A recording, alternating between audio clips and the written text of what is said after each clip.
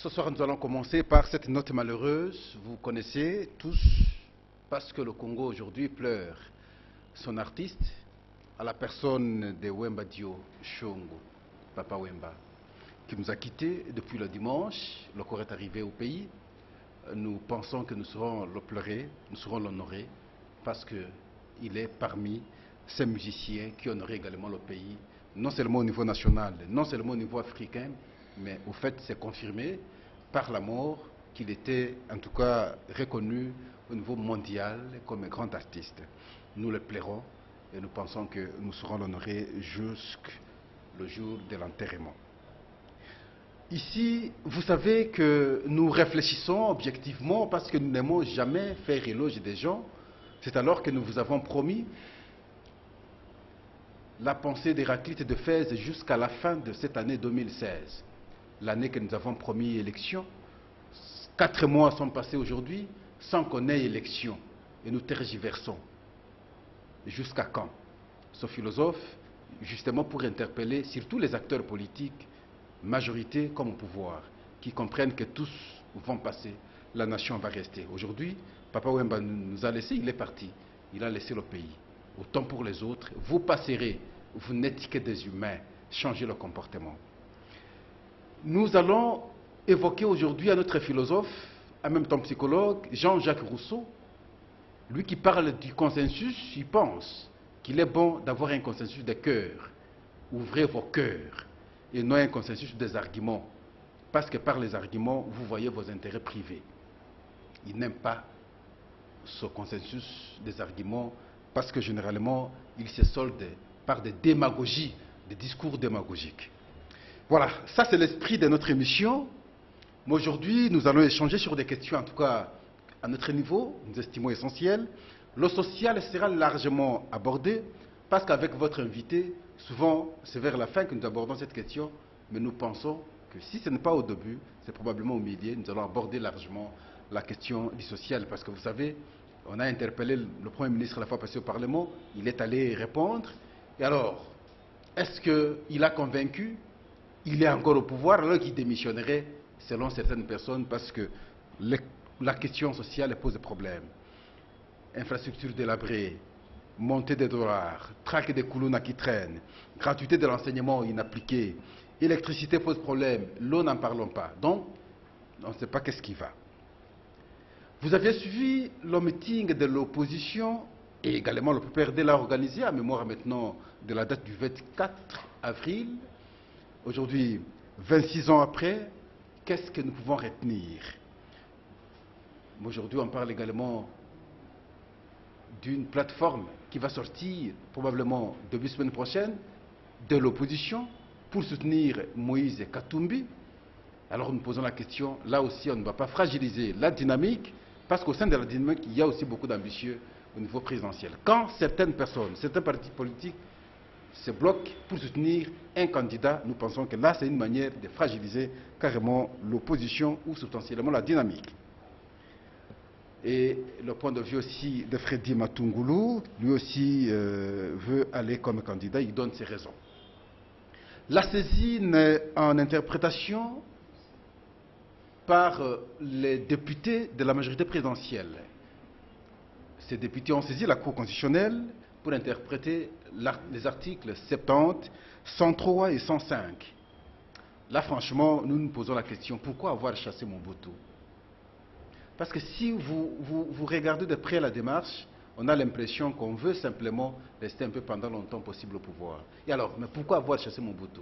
On pensait qu'en chassant Mobutu, on voudrait alors installer correctement la démocratie tout en respectant les mandats. Et c'est comme ça que nous avons, dans l'esprit ou l'exposé des motifs de la Constitution, l'idée de la légitimité. Alors, pour analyser ces questions, nous allons échanger. Alors, nous avons fait le choix plutôt sur Gabriel Mokia. Il est opposant, président d'un parti politique dénommé MDECO. Il n'est plus à présenter et avec lui, nous allons échanger sur toutes ces questions. Gabriel Mokia, bonsoir. Bonsoir. Le parti, votre parti fonctionne bien. Oui. Alors, Gabriel Mokia, vous êtes à Kinshasa depuis très longtemps. vous avez suivi le dimanche passé la mort de Papa Wemba. Sûrement que vous suiviez aussi les chansons de Papa Wemba. Mais quand vous aviez suivi cette nouvelle triste, quelle a été votre réaction? Merci, paix à son âme et mes sincères condoléances à sa famille biologique. Papa Wemba, c'était un musicien que nous avons connu depuis 1969, lors de la création des Zaïko. Des jeunes que nous étions à ce moment, nous avons suivi Zaïko Langalanga jusqu'à sa dislocation, je crois, en 1995. Alors, 1975-76, il y a eu une scission de Zaïko Langalanga. Papa Wemba est parti, ils ont créé ici Yokalo Kole et tant d'autres. Ok, puis il a créé son Vive à la musique. D'après moi, nous avons perdu notre culture. Nous avons perdu une haute personnalité dans le monde musical. Et moi-même, j'ai perdu quelqu'un que j'ai admiré depuis que je suis arrivé à Kinshasa en 1969. Et le meilleur orchestre que moi, je me battais, je faisais tout, même sans le fréquenter, bien sûr, c'était Zaïko Langalanga. Alors, je suis triste de voir qu'un erguimène en Côte d'Ivoire, il va aller détruire notre culture. Il prend un micro, Papa Wemba monte, il change le micro, il met un autre micro. Notre artiste, il tombe, d'abord la voix a commencé à vibrer autrement. Au lieu qu'on puisse le prendre de force, lui donner de l'eau et l'amener auprès des médecins, ils ont laissé Papa Wemba à train de chanter, la voix a changé jusqu'à ce qu'elle est tombée. Et le même type ici, il vient, il récupère, au lieu de suivre la personne qui est tombée, son objectif c'est de prendre seulement le micro et fuir avec. Qu'est-ce qui était dans ces micros? Il y avait du poison dans ces micros. Nous qui parlons tout le temps dans les médias avec vos micros, c'est comme ça que vous allez commencer à nous tuer? Alors, je demande seulement aux autorités congolaises, au ministre des Affaires étrangères et à d'autres, de chercher à faire ouvrir une enquête pour que la lumière soit. Et les messieurs ici, que nous supposons l'assassin de Papa Wemba, ce monsieur doit être poursuivi. Hein? Il doit nous dire qui lui a demandé de changer de micro pour qu'il trouve ses coups. Vous n'êtes pas ignoré que Papa Wemba aussi était malade avant qu'il ne parte jouer. Moi j'étais malade. Au même moment, en même période qu'il était malade, moi aussi j'étais malade. Ça fait 3 mois que je suis malade. Mais ce n'est pas une raison que vous me tendez un micro pour me tuer. Vous n'aviez pas la même maladie. Mais alors, est-ce que vous ne dégagez pas J'étais malade. D'ailleurs, moi, lui n'avait pas l'AVC. Moi, j'avais l'AVC. C'est grave. C'est vrai. Alors, mais pourquoi vous ne dégagez pas le constat? À part Wendo Kolosai, au moins que j'ai une mauvaise lecture, mais généralement, les musiciens, c'est dans les quarantaines, cinquantaines, soixantaines qu'ils meurent. Quand vous prenez Kale Jeff, quand vous prenez Luambo, quand vous prenez Pepe Kale, quand vous prenez King Kester, quand vous prenez Rochero, quand vous prenez Wemba aujourd'hui, ils ne vieillissent pas. Est-ce que ce n'est pas parce que le travail, l'exercice, chaque jour, c'est devant le micro? Et alors, ils aspirent parfois de mauvaises heures plutôt, et de temps en temps, sans un bon entretien sanitaire, ça peut créer des problèmes. Vous ne voyez pas la situation de cette façon-là? En dehors de Mugabe, qui a presque 90 ans aujourd'hui, mais tout le reste, nous ne franchissons pas cette ligne-là de 80. Ah oui, mais surtout avec les musiciens. Tu sais qu'il fait l'exception chanter aussi. Chaque jour, des répétitions, des concerts, des tensions, parce que vous ne savez pas si vous allez réussir le concert, parler devant les gens, un peu de frustration chaque jour, vous aspirez de l'air du micro, un tuberculeux, peut-être qu'il a déjà parlé avant vous, vous venez parler après, et tout ça il faut prendre en compte. C'est comme nous aussi les politiciens. Vous savez... Mais pas les micros de table quand même. Non, pas pour les micros. Nous les politiciens, nous parlons tous les jours. Nous crions dans des meetings, dans ceci. Moi, ça fait 24 ans que, maintenant je vais totaliser 25 ans, que j'écris pour le bonheur de notre peuple. Je n'ai pas autre chose à faire que d'expliquer au peuple. Je ne manque pas de rendez-vous, en dehors des rendez-vous que j'avais manqués pour le meeting de On l'opposition, va en parler. puisque j'étais malade aussi, et la nouvelle de Papa Wemba est venue encore me crucifier, donc je ne pouvais plus aller dans le meeting, mais j'avais rempli mes conditions. Mais nous mourons parce que nous sommes trop sollicités aussi. Déjà, comme les médecins sont fréquentés par tout le monde. Ils travaillent beaucoup et le corps a ses raisons. Mais la vie que nous menons au Congo, c'est une vie difficile aussi. Il faut aussi reconnaître. Il n'y a pas que les musiciens, mais il faut voir aussi comment la population meurt. Notre population est abandonnée, est exposée. Chaque samedi, chaque dimanche en désordre. Ça devient incalculable. C'est impossible. C'est comme une foire. Vous arrivez un jour, je suis allé à Bandar la nuit, j'ai vu 5 cadavres. Telle famille pleure ici, telle famille pleure ici. Je dis, voilà la mauvaise gestion du pays. Mais sous Mobutu, ce n'était pas tellement comme ça. Voilà, ne me critiquez pas sur ces points, mais je suis triste pour Papa Wemba. C'était patrimoine national. Pas que quelqu'un puisse dire non, on ne peut pas faire ceci, non. C'est comme si moi je mourais. La population congolaise a le droit de parler de moi parce que j'ai servi le pays, j'ai servi les Congolais, j'ai été en prison à cause des Congolais, à cause des ambitions que j'ai. Voilà les conséquences que nous subissons, c'est de telles morts inappropriées et la population doit nous être reconnaissante. Il a changé le style de vie des jeunes, hein, à Kinshasa, à l'intérieur du pays, comment s'habiller, comment marcher, comment parler. C'est toute une culture, comme vous aviez dit. Mais, quand vous regardez, quand il avait créé la danse Mokononyo, oh non, c'était terrible. Quand il a créé, et quand il a chanté pour sa femme amazone, donc, vous comprenez l'homme. Beaucoup nous avons échoué dans la vie. Mais les Français, comment donc, l'homme avait d'autres inspirations, comme c'était d'autres musiciens aussi.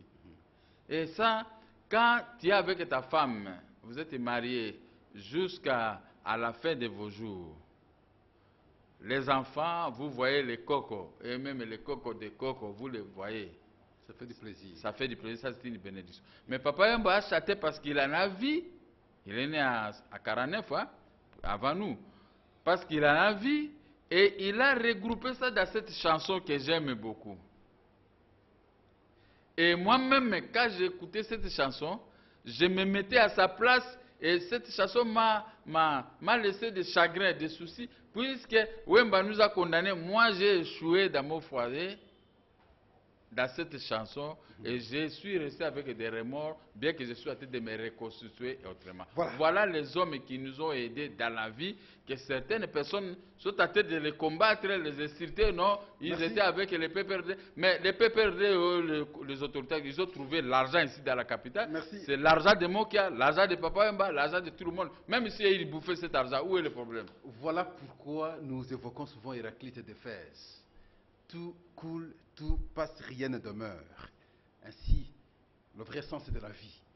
Alors parlons social, parce qu'on nous avait reproché la fois passée pourquoi des questions essentielles, vous les aviez classées à la dernière minute, alors qu'il aurait fallu maintenant commencer par ces questions. Les questions sociales, ou la question sociale de manière globale, Gabriel Mokia, question infrastructurelle. Nous avons évoqué la fois passée avec vous. La montée du dollar aujourd'hui, avec conséquence, montée des prix dans des marchés. Les Koulouna aujourd'hui, à travers toutes les cités, problématique de la gratuité de l'enseignement en souffrance, jusqu'au jour d'aujourd'hui, on a promis, mais on n'a pas su respecter. L'électricité, avec les départs par-ci, par-là aujourd'hui. L'eau, n'en parlons pas. Tous ces cas qui font partie du social, jamais réussite. Gabriel Mokia, vous avez suivi le Premier ministre être la fois passé à l'Assemblée nationale. Les députés lui ont posé des questions. Vous vivez avec la population. Alors, Est-ce qu'on peut dire que Matata réellement a fait le travail, ne fût-ce qu'un point, ne fût-ce que 2 points, pour l'intérêt de cette nation? Bon, je ne peux pas condamner Matata seul. Le Premier ministre, le chef du gouvernement. Le chef du gouvernement, je ne peux pas le condamner seul, parce qu'il n'y a pas que lui. Il gère le gouvernement, mais le patron du gouvernement, c'est le président de la République. Et le patron du pays que vous, le peuple, vous avez confié mandat, c'est qui? C'est le président de la République qui s'y base de son projet de société. Mais s'il y a capotage, mais c'est le président de la République qui est comptable devant le peuple. S'il n'est pas comptable devant le Parlement, mais devant le peuple, il est comptable pour qu'il justifie son mandat. J'ai oublié le logement aussi. Il doit faire le bilan de son mandat. Maintenant, le mandat de l'actuel chef de l'État touche à sa fin. Vous avez énuméré ses échecs. C'est catastrophique. Moi, comme adversaire politique, j'ai des larmes aux yeux de voir mon pays sombrer devant les gens qui n'avaient pas présenté un projet de société fiable. Et même c'est-là, les 2 projets qu'ils ont présentés, modernité et 5 chantiers, sont partis à calendrier grec.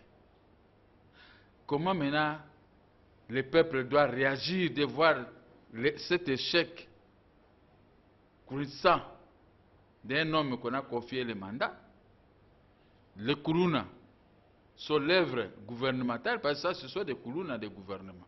Ce ne sont pas les Kourouna fabriqués par le peuple.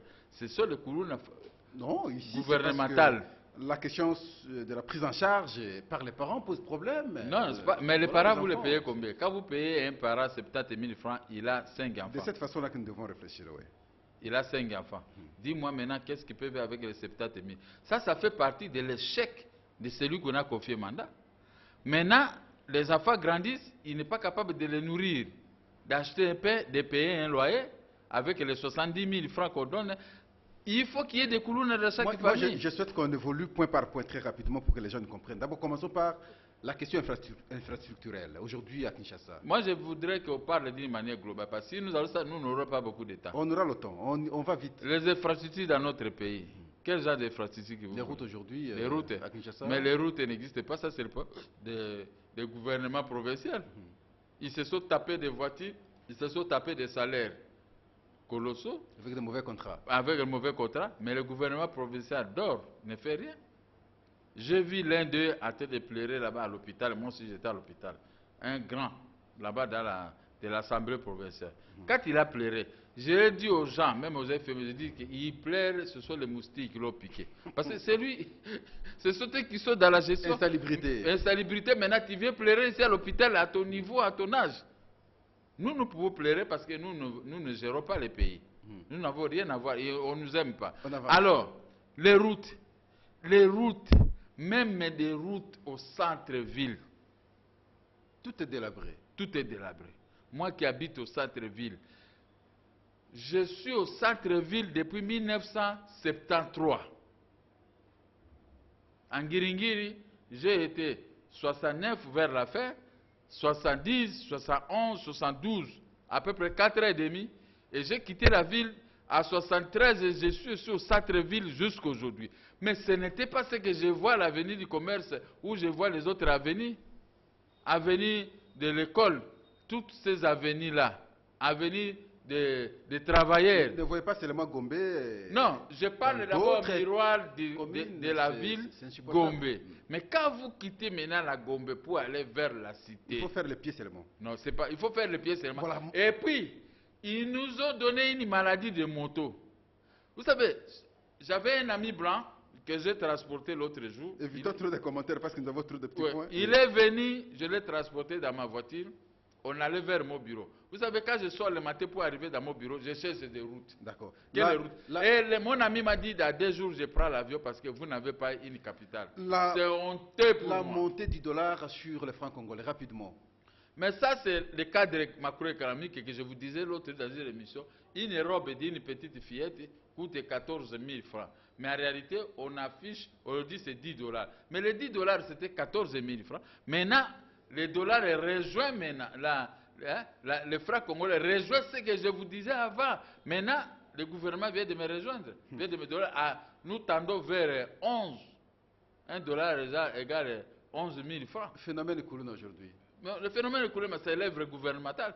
Quand nous avons fait un meeting à Angil, on nous a envoyé des Koulouna. Ça, c'est le gouvernement, les Koulouna du gouvernement qu'on nous a envoyé associés avec certains policiers. Donc, alors, ça, comment on peut gérer un pays de cette façon? Moi qui ai la diversité politique, qui aspire au devenir, au plus grand devenir de ces pays. Mais c'est comme ça que je veux trouver les pays, si on me faisait confiance, gérer ne fût-ce que même la transition. Voilà les choses que vous énumérez, que vous allez balancer cette émission un jour. La gratuité de l'enseignement au regard de l'article 43. Là, n'en parlons pas. Ça, c'est le mensonge gouvernemental. Je reviens toujours sur le gouvernement. Les mensonges ont toujours des courtes jambes. Maintenant, vous le voyez, il n'y a pas que moi, politique, qui énumère, mais vous, la population. L'électricité maintenant. Là, les gens prennent l'argent de la SNEL, de la région pour envoyer ça dans d'autres pays, aller cacher. Maintenant, la SNEL reste coquille vide, avec l'épée qui a pour gratter, pour commencer à acheter des câbles, faire un grand travail à Inga, on démonte même des pièces de rechange de Inga. Tu sais que Kigali nous recolonise de la façon que vous voyez. Tout est bousillé depuis la guerre de 2 août. L'eau de la régie des eaux. Eau noire. Ça, moi, j'appelle ça Mayalobo. J'ai acheté une bouteille d'eau vive. J'ai essayé de boire. J'ai senti l'odeur de Mayanjil. L'eau qui n'était pas traitée. C'est trop nuisible. Nous buvons l'eau de Mayanjil. Logement. Oh, logement, les maisons prennent la sacère pour le prix. Parce que, bon, c'est là nous tombons. Vous me payez, admettons, $150 ou $100 par mois. Moi, je dois payer $60 ou $70 d'un faux logement loin, dans les quartiers périphériques de Kinshasa.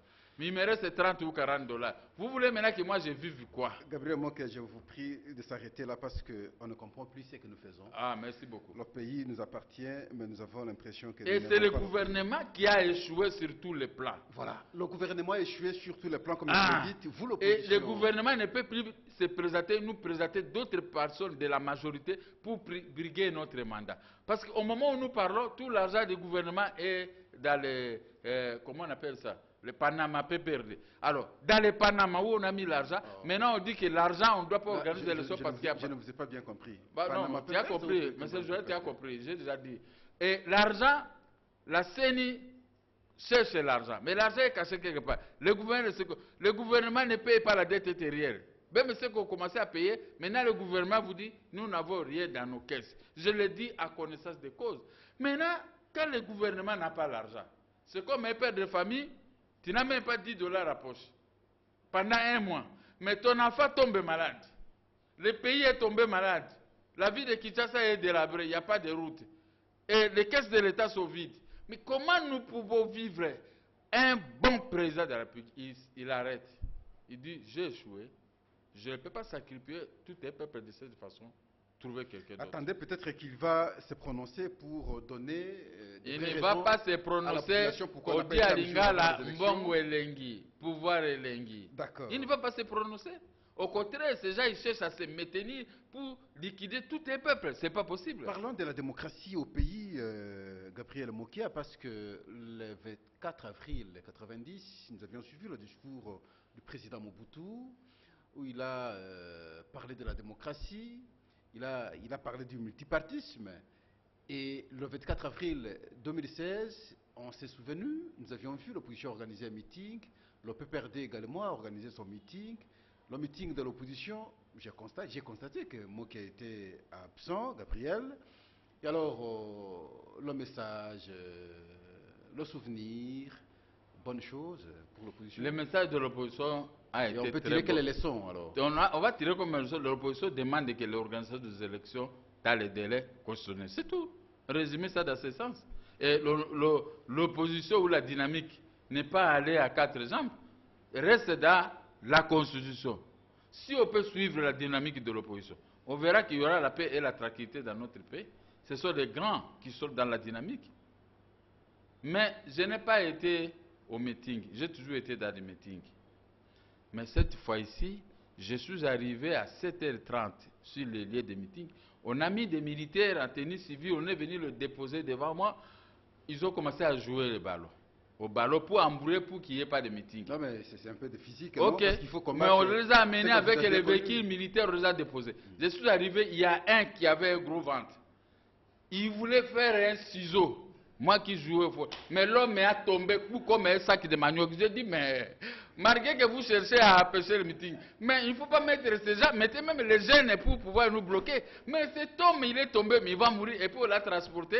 On dit, est-ce que tu n'es pas joueur? Pourquoi seulement aller jouer pour compliquer l'opposition de ne pas faire son meeting? Voilà que le gouvernement a perdu quand même. Un militaire qui est tombé, je ne sais pas s'il est à l'hôpital ou quoi, je ne sais pas. Voilà. Voilà les choses qui se passent dans notre peuple. On se moque de notre peuple. Moi, je ne sais. Toi, celui qui ne sait pas jouer au ballon, tu vas jouer comme vétéran. On a trouvé l'autre espace, on est allé maintenant mais oui, organiser. L'opposition s'est exprimée valablement. J'étais là après que on m'a dit que les militaires vont venir récupérer les comment on appelle ça? Le podium. Le podium. Maintenant, j'ai vu le podium dans un bus. Maintenant, quand ils sont venus arracher ça, moi je suis parti pour me changer maintenant pour appeler les militaires qui vont m'accompagner. Mais arrivé à coup de route, j'ai connu un malaise terrible. Tu sais que je suis toujours malade de tengu. Hein? Bien que ça va maintenant, mais j'arrive à la maison, le temps pour moi de me reposer, pour voir comment je vais prendre le médicament, parce que j'ai dit à mon épouse, maintenant, je ne crois pas que je vais aller au meeting, ça ne va pas. On m'appelle en France par mon représentant de la France que Papa Wemba venait de mourir. Ah, mon cher, que le monde m'excuse. Une grande vedette de pays qui vient de mourir, moi-même malade. Et j'étais abattu par cette nouvelle. Je mets la télévision, je vois un musicien qui avait quitté Wenge Mesemer et répété la chanson d'Amazon. Et quand j'ai attendu ça, j'ai commencé à pleurer moi-même. J'ai fait une petite vidéo que j'ai lancée à la face du monde, bien que les gens ont commencé à critiquer. Mais l'amour du prochain n'a pas de prix. J'aime ma critique de mon pays. Personne n'a le droit de me critiquer. Ça, on a déjà parlé, Gabriel Moki. Alors, quand vous avez vu... Pour dire que c'est pourquoi je n'étais pas parti dans le meeting, j'étais malade et j'ai été terrassé par une mauvaise nouvelle. Voilà. Lorsque vous aviez vu que le meeting de l'opposition a été sécurisé par la MONUSCO, je vois là la résolution 2277, et bon, à chaque fois que la police nationale venait, trouvait en face d'elle les véhicules de la MONUSCO, alors la police passait. Je crois que c'est bonne chose. C'est là où maman a réussi son petit coup. C'est ça qui devait être à tout moment, se faire à tout moment. Quand nous projetons un meeting, il faut que la MONUSCO envoie ses blindés et ses chars pour nous sécuriser. Maintenant qu'elle a fait son bon travail, j'ai dit à maman merci. J'ai dit à la MONUSCO merci. Ça, j'ai vu ça et on m'a envoyé des images, j'étais très content. Hein? Comme ça, il n'y a eu pas de mort. Mais même pourquoi, pas un petit désordre. Et puis, je vous dis la vérité, l'opposition, avec la dynamique de l'opposition, n'a jamais créé de désordre. Regardez seulement les 30 personnalités des partis politiques, les chefs des partis politiques que nous sommes dans la dynamique. Est-ce que vous pouvez me voir, moi, quitter pour aller créer des désordre quelque part? Parce que d'abord, la dynamique, on voit les présidents des partis politiques. Mais nous sommes là alignés pour mettre la paix et la sécurité. Notre objectif, c'est qu'on va chercher un candidat commun pour affronter les gens qui vont venir. Mais quand les pouvoirs voient que nous voulons faire quelque chose, pourquoi venir faire du désordre là où il y a la paix et la tranquillité? Nous avons projeté un meeting. Est-ce que nous avons projeté un meeting pour demander à nos militaires de taper les gens? Là, ça me dérange un peu quand vous parlez que la dynamique, vous voulez chercher, trouver une candidature commune. Oui. Mais alors que le lundi prochain, probablement, il y aura une plateforme qui va sortir de la dynamique pour soutenir Moïse Katumbi. Et alors qu'au même moment, dans la dynamique, il y a beaucoup d'ambitieux, peut-être vous aussi. Comment comprendre? Est-ce que là, c'est une bonne démarche? Vous savez, je ne fais pas la politique pour me compromettre de tout ce que j'ai connu dans ma vie. Je ne peux pas me compromettre. J'ai mes ambitions. Je suis honnête. Je suis avec des amis. Si seulement si que tous ces amis allaient soutenir une personne, même avec 5, 4 personnes, nous allons rester dans la dynamique pour concrétiser ce que nous avions. Là, on fragilise déjà la dynamique parce qu'ils vont partir. On ne doit pas fragiliser. Le peuple maintenant va voir qui est politicien, qui suit l'argent, qui suit les présidents des autres. Parce que les ambitions que nous avons, c'est pour la conquête du pouvoir, ensemble. Mais si maintenant il y a un petit groupe déjà qui se fait, d'abord c'est comme si ce petit groupe est au-dessus de tout le monde, et après l'autre groupe se démarque que non, nous allons quitter la dynamique pour aller, quelle honte. Vous avez toujours dit, vous avez Quelle toujours honte. abattu les oreilles, vous voulez la rupture, vous voulez le changement. Est-ce qu'avec Katumbi, vous voyez le changement ou c'est la continuité du régime actuel? Je vous dis en âme et conscience, Gabriel Mokia, président d'IMDECO, je ne change pas ma parole. Si je vous aime, je vous aime. Si je ne vous aime pas, je vous dirai. La Bible nous dit que ton oui soit oui, que ton non soit non. Nous avons dit oui pour pouvoir continuer à œuvrer pour la conquête démocratique du pouvoir. Mais tous ceux-là qui ont quitté Kabila, ils sont venus chez nous, c'est pour nous embrouiller. Mais si nous les suivons par leurs ambitions, Joseph Kabila va se moquer de nous. Parce qu'il n'a jamais eu rupture, même si, écoutez mon raisonnement, même si on arrête au tue, mais ça ce sont des plans concis, excusez-moi, pour pouvoir dribbler l'opposition. Mais nous les vrais opposants qui nous ont trouvés sur la piste, hâtés d'œuvrer avec nos malheurs, nous n'allons pas changer. Même si vous m'apportez des sacs d'argent, mon bureau n'est pas là pour l'argent de la corruption, je ne peux pas changer, moi je reste le même. Si tous y partaient, je veux conduire la dynamique de l'opposition originale et je vais me présenter comme candidat président de la République au moment opportun. Parce qu'à ce moment, il n'y a pas de la diversité dans la dynamique de l'opposition. Voilà. Mais suivre des lièvres à la fois, nous brillons, voilà, vous organisez un meeting, mais tu vois le peuple vient plus que le meeting du PPRD. Mais maintenant, vous laissez ce prestige pour aller se rallier. Je pouvais comprendre, hein, les mois de juin, juillet, septembre. Maintenant, on trouve un candidat unique, oui. Mais vous quittez la dynamique de l'opposition pour aller se rallier. Vous laissez tout ce que vous faisiez avec nous. Vraiment, les ridicules ne tuent pas la Ça donne l'impression comme si le combat de l'opposition depuis tous ces temps était sans vision. Alors, vous n'aviez pas des gens capables de conduire alors la destinée de son pays. Mais nous sommes là. Non. Mais c'est le journal. Nous sommes là, les gens capables de conduire le pays. Demain, nous sommes là.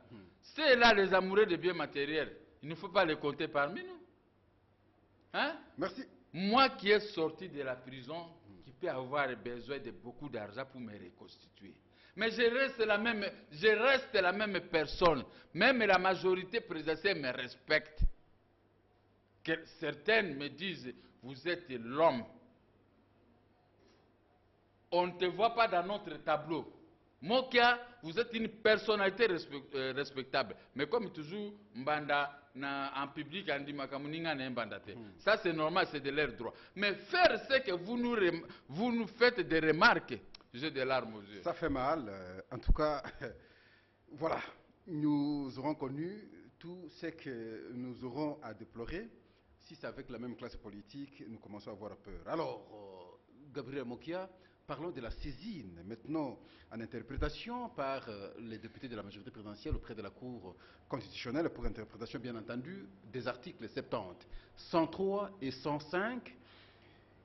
Et alors, ils pensent que le chef de l'État, nous sommes dans la disposition 70, avec vous nous avons toujours lu cet article, il peut rester, après ces 2 mandats, encore pendant longtemps possible, tout en attendant, en tout cas, l'installation de celui qui sera élu. Il sera élu quand? Alors il a fallu maintenant saisir la Cour constitutionnelle, encore que l'opposition avait une autre lecture. Pour l'opposition, en tout cas, tout doit s'arrêter alors au mois de décembre. La seule instance habilitée à nous expliquer, c'est la Cour constitutionnelle, ont estimé les députés de la majorité, et ainsi ils ont saisi la Cour constitutionnelle pour interprétation. Comment vous aviez apprécié la démarche? Il ne va pas réussir pour la démarche. L'article 103 que vous avez évoqué, et 105, c'est le député national est élu pour un mandat de 5 ans. Point. C'est ça, non? Après 5 ans, on doit renouveler le mandat pour que, si possible, le peuple peut élire tel député ou ne pas élire un autre. Non, mais ça continue parce que, deuxième alinéa, on dit le mandat de député national commence à la validation des pouvoirs par l'Assemblée nationale et expire à l'installation de la nouvelle Assemblée. Mais je vous ai dit non. Hein? Tout ça, écoutez maintenant mon raisonnement calmement. Moi, je me suis arrêté au premier alinéa, en connaissance de cause. La saisine de la Cour constitutionnelle se base de l'article 70 de la Constitution. Cet article vous dit que le président reste jusqu'à l'installation effective du nouveau président élu. Mais maintenant, mon frère, le président en place et le gouvernement prend tout l'argent du pays, le cash. Il n'y aura pas d'installation du président élu. Pour le moment, on est calme, la CENI ne fait rien parce qu'il n'y a pas d'argent. N'est-ce pas? On attend peut-être la manne de la communauté internationale pour envoyer les élections dans un autre moment. 4 mois du mois de l'année 2016 viennent de passer comme ça. Rien. Comme ça, rien. Donc, il n'y aura pas l'installation effective des nouveaux chefs de l'État. Alors, le chef de l'État après reste jusqu'à l'installation de celui qui ne vient pas. Maintenant, on ne peut pas saisir la Cour constitutionnelle avec 2 ou 3, 4 articles. Des articles inutiles. Mais pourquoi laisser l'article 75 de la Constitution de côté? Cet article 75 nous dit, à cas de vacances pour cause de décès, démission ou pour toute autre cause d'empêchement définitif. Voilà là où il y a le problème et que les amis de la majorité ne comprennent rien.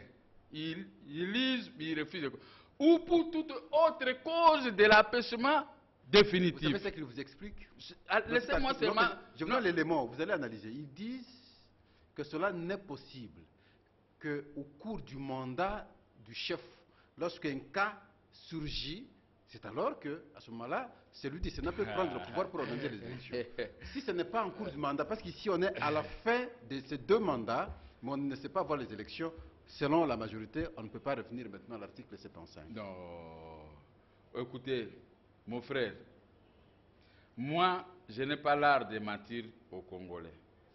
J'aime dire des choses qui sont vraies et vérifiables. Voilà le mandat. Quand vous prenez l'article 220. 220, ouais. Le nombre et la durée du mandat du président de la République ne peuvent pas faire l'objet d'une révision constitutionnelle. Donc le mandat est de 2 ans, de 10 ans, en disant 5 fois, renouvelable 1 fois. Mais vous ne pouvez pas faire le contraire de cet article. Le nombre et la durée du mandat du président de la République. Le mandat est de combien? C'est de 5 ans. Une fois renouvelable. Une fois renouvelable. Mais quand M. Kabila a déjà renouvelé son mandat, est-ce que ce que vous dites là a réellement une base juridique? N'a pas de base juridique? Donc, nous sommes dans cet article où pour toute autre cause d'empêchement définitif. N'est-ce pas? Puisque quand le président a refusé délibérément de ne pas organiser les élections, c'est une autre cause d'empêchement définitif. Là maintenant, les fonctions du chef de l'État sont confiées au président du Sénat. Il ne faut pas être amoureux quand ta femme prépare à manger, tu manges, tu termines, tu vas jusqu'à sa casserole et trouver même la casserole avec des cuillères. Pourquoi ça? Maître Kalal a dit qu'il s'agit là de l'empêchement d'ordre juridique et légal parce qu'il n'aurait eu que 2 mandats et fini. Il ne peut pas dépasser. Donc, l'empêchement dont vous parlez, empêchement définitif, mais il complète, il dit qu'il s'agit en même temps de l'empêchement juridique. Je ne suis pas juriste, je rétorque en tant que politicien. Ne pas organiser les élections. L'autre chef de l'État ne doit pas venir. Ce n'est pas un empêchement définitif. Hein?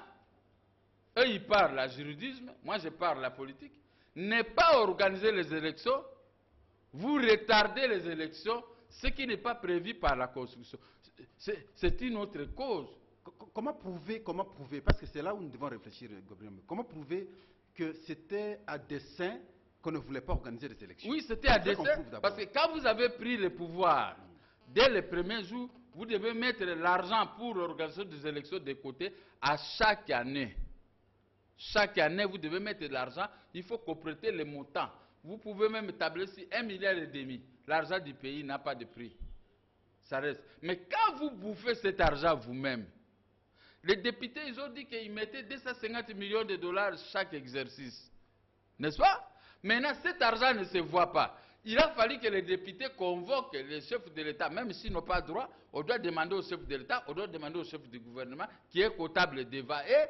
Mais j'ai attendu, quand ils ont parlé, personne n'a soulevé. Ils attendent les prébendes du chef du gouvernement pour qu'ils puissent garnir leur poche. Mais la situation du pays reste échangée. Que répondez-vous alors à ceux-là qui pensent que si on n'organise pas les élections, si on doit se cramponner au pouvoir, on va retomber sur l'esprit de l'article 165? Qu'est-ce qu'il dit? Sans préjudice des autres dispositions de la présente Constitution, il y a haute trahison lorsque le président de la République a violé intentionnellement la Constitution ou lorsque lui ou le Premier ministre sont reconnus auteurs, co-auteurs ou complices de violations graves et caractérisées des droits de l'homme, des cessions d'une partie du territoire. Et l'autre article parle de détournement des deniers publics, la haute trahison. Maintenant, comme nous parlons du problème de Panama, est-ce que ça, ce n'est pas un détournement des deniers publics? Et quand nous parlons qu'ils ont dit qu'ils n'ont pas l'argent pour payer les gens, ni pour donner à la CENI, il n'y a pas l'argent. Ils sont allés parler même ça à l'Union européenne et à Washington. Maintenant, eux là-bas, ils rétorquent. Mais tout ce que vous produisez dans votre pays, qu'est-ce que vous faites avec cet argent? Mais l'homme blanc, il sait où se trouve l'argent du Congo. L'homme blanc, il connaît. Alors, à ce moment, il tombe dans l'infraction de la haute trahison qui est poursuivable par la Cour constitutionnelle, le procureur général près la Cour constitutionnelle. Mais lui, il ne le fera pas parce qu'il appelle l'homme qui a une arme à la main, qui vous a nommé. Vous ne pouvez pas faire, il faut laisser les imperfections de l'autre côté. Alors, maintenant, pour vous expliquer, regardez les termes de l'article 74. 74. Premier alinéa. Le président de la République élu entre en fonction dans les 10 jours qui suivent. Maintenant, comme ça suppose que le président qui est là, après l'élection du président, le nouveau président, lui doit faire que l'objet, il doit rester que 10 jours seulement, en attendant l'autre qui arrive. Mais la requête de PPRD majorité et Panama, cette requête veut que le président de la République reste jusqu'à l'organisation effective des élections, même pendant 10 ans. J'aime aussi comment on a formulé la manière de prêter serment. Hein. Moi, Pascal Ouondje, élu président de la République démocratique du Congo, je jure solennellement devant Dieu et devant la nation. Ok, vous allez continuer. Même article 74. Premier alinéa, point. D'observer et de défendre la Constitution et les lois de la République. Moi, président de la République, moi, comme dit Pascal Ouondje. Hein, d'observer et de défendre les lois de la République. Mais cacher l'argent du pays de ne pas organiser les élections dans les délais constitutionnels. On n'a pas caché l'argent. Ici, c'est que on ne sait pas voir l'argent. Moi, je suis politicien, vous êtes journaliste. C'est ça la différence. Et parce que nous devons préciser les choses. Alors, comme ils n'ont pas pu faire sortir l'argent, il a violé les serments de l'article 74 de la Constitution. Là, c'est le gouvernement qui vous dit que je ne sais pas trouver l'argent. Le gouvernement n'a pas reçu directement mandat. Il y a une personne, écoutez, il y a une personne qui a prêté serment dans cet article. Là, on ne parle pas de gouvernement, on parle moi, tel, j'ai reçu mandat. Et comme ils n'ont pas pu organiser les élections, mais les carottes sont cuites, ne me présentez pas une arme à la main pour demeurer au pouvoir de force. Regardez maintenant, l'article 73, qui vous parle. C'est le dernier article que vous lisez parce que nous sommes à la fin. Pour l'élection du président de la République est convoqué par la commission électorale nationale indépendante. Hein? Oui, allons-y. La commission électorale de l'ancien Malumalu indépendante, 90 jours avant l'expiration du mandat du président en exercice. Mais le président en exercice n'a pas voulu organiser les élections. Pascal Owange, est-ce que vous pouvez lui donner même une journée pour demeurer au sommet du pays, puisque vous trouvez qu'il n'y a pas l'argent, il n'y a pas l'organisation des élections, il n'y a pas le respect de la Constitution. Donc c'est nul et la requête doit être déclarée irrecevable par la Cour constitutionnelle. Voilà. À moins que ce soit une cour au service des pouvoirs en place.